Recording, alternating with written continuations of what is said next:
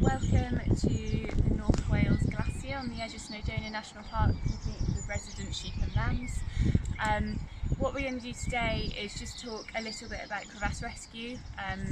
I put together a few videos from YouTube which hopefully are helpful, but I think from the discussions we've had on our Facebook page, I just wanted to go through you guys what I do personally on a glacier with a really basic setup, and then talk about what changes I've made after years of kind of experience and picking up tips and tricks from other people. So we're going to go through that today. Just a note to say, I'm not a British mountain guide, I'm not a trainee British mountain guide. I've just had some formal instruction and also a lot of informal going out there and making mistakes. So what I'd love to do is kind of show you guys what I do, and then maybe have a discussion with what other people do with their setups and how they travel on glaciers. And there is a difference between obviously skiing on a glacier and then being a mountaineer on a glacier as well. So my background is mainly in the mountaineering, so there will be some differences there as well. So when we think about crevasse rescue, I think there's heaps of information out there, heaps of videos, heaps of different ways of doing stuff, but I think it's really important to try and think about the scenario you've got in front of you. So the basic scenario is that someone's fallen down a big old hole, and you need to get them out of there. So we can kind of divide that up into a couple of different things about whether the person in the slot is conscious, can they help themselves, or are they unconscious, they can't help themselves, and so it's all on you as the rescuer. The other things to think about is, how are you travelling on the glacier? How many people are in your rope party? Have you got knots tied on the rope? Are you skiing and therefore not on a rope at all? Are there other people around so that they might have extra ropes or extra people to help you?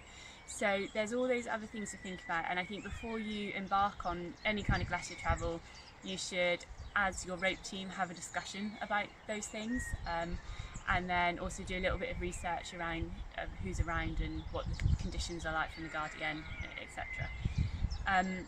So if we start off with the basic scenario, is you're travelling in a rope party. There's 3 or 4 of you on the rope, like you might do when you're doing a big group trip. Someone falls down a slot. The most basic thing you can do is get as many people as possible on that rope and walk backwards, pulling that person out of the crevasse. You must be really careful in that instance to have prepared the edge, because there have been a lot of instances of serious harm to the victim in the crevasse of when they come up against the edge of the glacier crevasse and they bang into it. So just one of those things to think about. If your victim in the crevasse is able to help themselves, what they can do is get their icicle off the harness, bang it into the crevasse wall, clip themselves in. That means that you're taking the pressure off the person on the top, so they haven't got the weight on you, and as the person on the top, you're going to be still looking for that anchor to secure you and the person in the crevasse too. Because if we're going to do an assisted hoist where the person in the crevasse can help you, then you'll still need an anchor on top.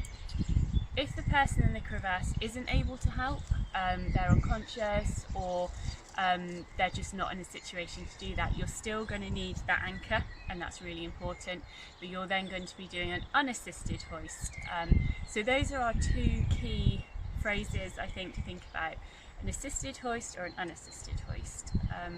And what we need to make sure is that you try and get communication with your person down the slot as soon as possible.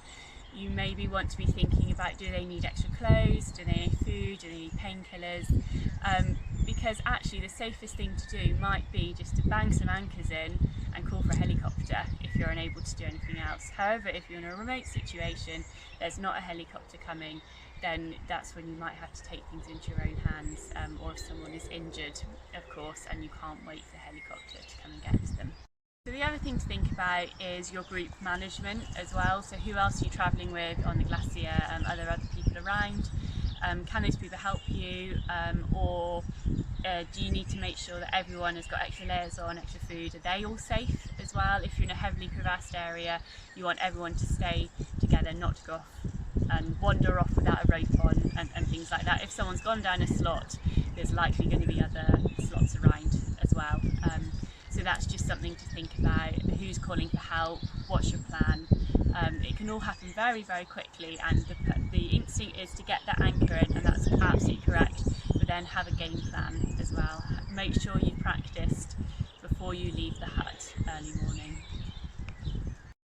So first thing I'm going to talk about is travelling on a glacier and how you rope up. So there's loads of different versions out there, loads of fancy toys you can have to make it a lot easier. And I'd advise having a look at the different videos out there or how to travel on a glacier in groups of 2 or 3 or 4. So what I'm going to show you is how I usually do it. And I'm going to first of all do it with 2 prussiks because they're readily available, and that's the basic system. So first thing we want to do is think about taking coils.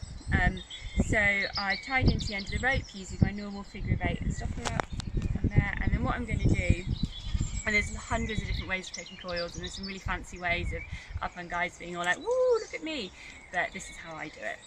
So I pass one over my neck. It's important to note that you'll be wearing a coat with a hood and a bag as well, so always have your rucksack on when you take coils and put your hood up so they go around the outside of your hood. So I pass one over, and then what I do is put a hand where my belly button is, just above my harness, and I take the first coil over my head like that, so it's through my hand just at the top of my harness. I find that if you make them too big, they flop all over the place, and too short and you can't breathe or can't move, so it takes a bit of experimenting, knowing where you want to take your coil. So I've taken one around and it's going through my hand like that. I then take a second one just so I've got my kind of basis, and then what we're going to do is just keep going until we've got our coils. So what you will have done is, when you are deciding your rope party, where everyone to tie in, depending how many people you have, you want to think about the length of rope you've got, and then you want to think about where you want those people tying in, how long rope you want in between you. Usually if there's just 2 of you on a rope, you want kind of 12 to 14 metres between you on a heavy crevasse system, because the more rope between, the less likely you are to fall in the same slot. So that's what we want to do. So you'll have determined how many coils you're going to take from there. Then the next thing you want to do is drop those coils and pick up the loose rope. Then what we do is pass the bight of the rope through, put them over your shoulder, pass it through, and then can you see I've gone through the coil loop and over the back bar there as well. And then what we do is come around, and then I'm just going to tie an overhand knot. So I make a nice long bight of rope, and then I'm going to tie an overhand knot around everything like this. Okay, so then the rope is going out in front of me, and I've got an overhand knot that goes around the rope coming in from the last coil, the rest of the coils, the upright rope, and the rope that's going out to me. So when that pulls up, that's going on the coils, it's not going on me. Then what I do is I use a snap gate, and I clip that one into my rope loop like that. So I'm set up like this. Then I get a prussik. So always have a play with your prussiks. Everyone has a favourite prussik, and you want it to be nice and bitey, if you know what I mean. So what we're going to do is tie a French prussik on the rope that's going out to your partner, and it takes experimentation about what rope you're using, what prussik you're using, how many wraps you need on your French prussik. And then what I do is take a screw gate carabiner, clip through the prussik, and then clip that to my snap gate there. So it looks a bit odd because I'm doing metal to metal, which is a big no usually, but this will make it heaps easier later when I'm trying to transfer the weight off me onto my anchor that I've made when someone's fallen down a slot. So I've got my French prusik, my screw gate onto my snap gate, onto my rope loop there. And then what we do is pull a little bit through, test that that French prusik is biting. And then basically the prusik is there to mean that if someone falls, it's on my harness, it's not over my chest. So next bit I'm going to show you is transferring the weight of the person once they've gone into a slot onto an anchor that you've made, because that's the common first step in whatever you're going to do. You need to make you and the person in the slot safe. So when you go over, there will be a lot of weight, a lot of shock, and it's really, really difficult to hold. So what you want to be doing is throw yourself on the floor, get that ice axe in, kick your feet in, make yourself come to a stop, basically. Once you've come to the stop, then you want to get an anchor in as soon as possible. It's really awkward no matter what you do. So realistically, it's going to be a buried axe belay. So you want to start digging your axe in so you can make a buried axe belay. You might be really lucky, clear some snow and you can find some ice to get a good screw in. The really important thing is that now you're down on the ground, you're not going to be able to, you can't lift the rope up to your anchor. So you want to build your anchor in the right place so your sling is the right length to clip it into the rope here.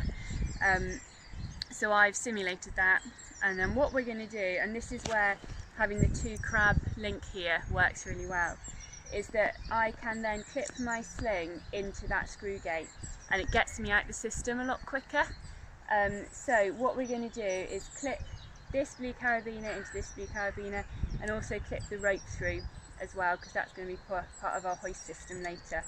So I clip them through, do that up, and then really carefully we lower the weight onto the anchor. And then I'm out of the system, I've got no weight on me now, I can check everything's okay, and then what I can do with my snap gate is I can clip myself out, and then all of a sudden that rope is on the anchor and I'm out of it, like that. So now my person down the crevasse is on the anchor, I can kind of breathe a bit, I can think about what my next plan is, shout for help if anyone else is around. If there is someone else around and it's easier, it might be worth setting up another anchor point in a better place if there is, and making a really good anchor that you're then going to lower a rope to if your person is conscious, to then do a assisted hoist on a separate rope. You've always got that option, and maybe we'll do another video on assisted hoists and talk through that as well. But no matter what, I've got my common point here. I need to go and see what's happened to my person in the crevasse. I need to go and see, are they in a situation where they can actually just climb out themselves? Are they in a position where they need my help straight away? So I'm off there, so now I'm going to undo my snap link, and then I'm going to drop my coils. So undo my big knot. And then it's really important when you drop your coils not to just throw them on the ground, because it makes a rat's nest. So even though you might feel like you're taking valuable time that you could be saving your friend's life, it's really important to take coils off one at a time, because then your rope is ready flaked, and when you're trying to do a hoist it's not all tangled. So you can kind of take them off one at a time over your neck, or what you can do is just take them off all together and then trying not to twist it, then just flake your rope on the floor. So now what I need to do is I need to go down and see what's going on with my person in the crevasse. To do that I need to keep myself safe. I've only got this amount of rope to play with, that might not be enough to get me right down to the edge. So either way I need to make sure that I am attached to this line. If I was to just walk down with all this rope and I fell, it would shock load the system. So I need a way of keeping me nice and tight to here. So what we're going to do here is I'm going to attach myself to this line with a sling, and I'm going to use a classic prusik knot. So I'm just going to go through a couple of times, and that just means that I've got something with a bit of length on, but if I fall, it stops like that, so it doesn't release overload. And then what I'm going to do is clip that to me, and then I'm going to go down and walk down to the edge, bringing that prusik with me, stopping, having a look. When I get to the edge of my crevasse, I want to see if I can talk to the person, make a plan if they're conscious, or no matter what I want to do, I want to dress the edge of the crevasse. So an empty rucksack can work really well for that. So I want to knock away, obviously warning the person down there first, and then have it so the rope is running over the rucksack as well, and take away any big blocks that might slam the person up into them. Once I've done that, I have then kind of established what kind of hoist I'm going to do. Am I going to do an assisted hoist where I can, if I've got enough rope up here, which barely ever happens to be perfectly honest, I can drop a loop of rope down to my casualty with a clip on, and then we can use that as an assisted hoist, or actually, which is going to happen in the worst case scenario, especially if there's two of you and no one else is around, and the person can't help themselves, is we're going to turn into an unassisted hoist scenario. Okay, so we've decided we have to do an unassisted hoist. So for that, what we're going to do is, instead of dropping a loop down to the person to then have a 3-to-1 pulley system, we simulate that bottom person by using a prusik lower down this rope, clipping the rope through it and making a 3-to-1 pulley like that. So you can use, again, a variety of prusiks down on here. I'm going to use, just because I know that this prusik doesn't bite particularly well on this rope, doing a French prusik, so I'm going to do one called a Crevasse, but you can use our classic prusik as well. So we'll just put that one on.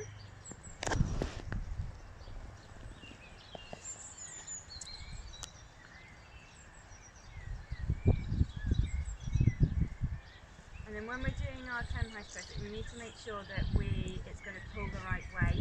So we want it to pull up in that direction. So that's right.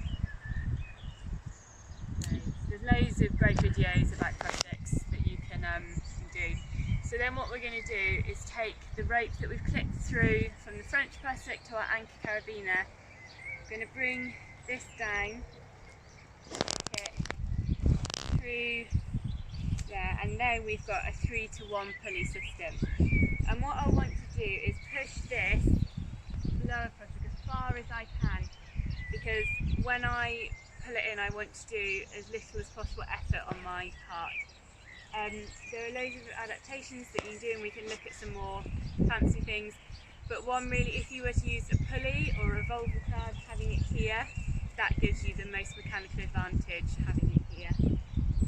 And also in real life, if I was pulling a real person up, I would clove hitch this to my harness, and then I would then pull, digging my crampons on a nice accent, using my legs, not just my arms. Okay, so we've got our hoist set up, and then what we need to do is pull on this rope, and as this pulls in, we're going to be bringing the rope through our 3-to-1 pulley system. We've got an auto block up here, this prusik, and then we've got a grabbing prusik here to bring the rope up to us. So I'll just do a quick demo. So I'm pulling on this rope, and as you can see, that prusik up here has, it's deformed, and it's allowing the rope to come through. When I stop, so when the prusik, I've gone as far as I can before this prusik gets up to me, I release this rope a bit, and we want this top prusik to bite, so it's all on that, and then I can release this bottom prusik and move it all the way back down. then I'm going to start again. That top prusik deforms. I can keep pulling it up. I've gone as far as I can, and then I watch that French prusik bite again, and it holds. And I keep going, keep going. So because of the slippage, you lose a little bit each time, so it takes ages.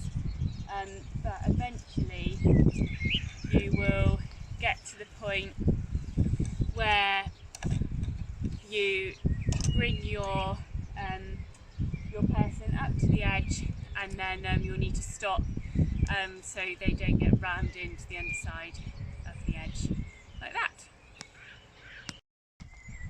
Okay, so now I'm going to show you what I actually travel like on the glacier. I've stopped using prusiks. I find that they don't work when they're supposed to, and I get really annoyed with them, so I want something that I know I can rely on, and also that I can use different bits of kit in different situations. I'll always have prusiks on me, just because you're supposed to, you should, but I use, and there's heaps of different types, there's Petzl ones, there's loads of different things, but I use a climbing technology roll and lock. So it's basically a progress capture device, so I can use it when I'm moving together with someone as well. And I have that on me like I did my French prusik when I'm travelling. So it's set up, ready to go, and it just takes the place of my French prusik. In place of my lower prusik, I use a tib lock. This is an older version, they look a bit more nicer now, but it's basically got some teeth in it, and it means that it will move one way and not the other, just like a prusik does. And then I carry that on a little quick draw with a revolver screw gate on, and that's what I use at the bottom, just because it gives me a little bit of mechanical advantage. Okay, so we'll just go through it quickly again, just showing where I use my new bits of kit. I don't have to talk about it again. So, climber's fallen, and again I clip my anchor carabiner through that screw gate. I don't need to put the rope through it this time. Screw that up quickly, that's on there, and then I can, like I did, undo. It's on there, it's not going anywhere. And then quickly I will drop my coils.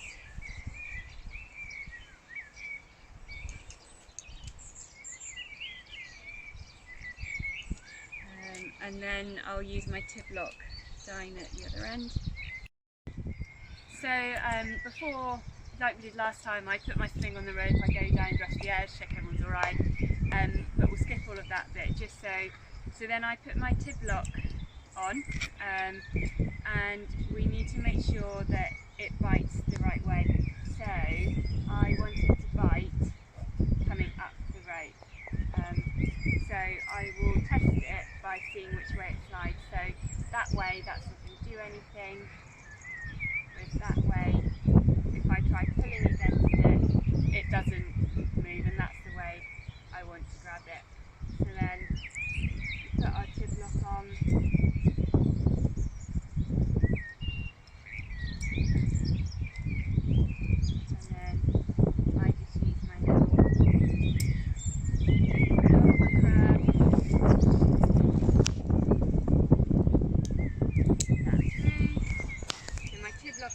Like my prusik, I can push it down as far as I want, then it bites, and then I just pull in,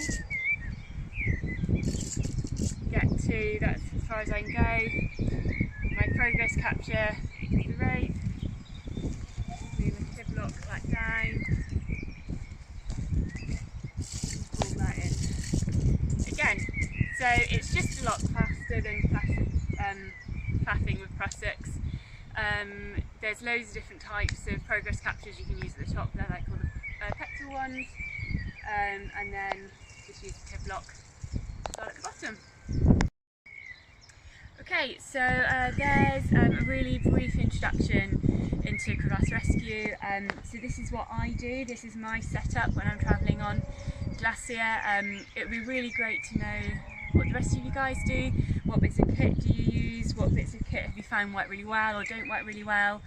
And I think the most important thing is that sometimes people really don't feel like they have the confidence to do crevasse rescue, but all it is getting that anchor in and then figuring it out from there, really. You can have the skills, you can practice these assisted and unassisted hoists, and I think just going out and practicing this with the people that you're going to be on the glacier with, you know, like remind yourselves in the huts before you go on the glacier, before you go on the trip. And yeah, let us know, comment on this post or tag us in another one. So yeah, we're Women's Alpine Adventure Club, and hopefully this has been really helpful. Let us know. Cheers!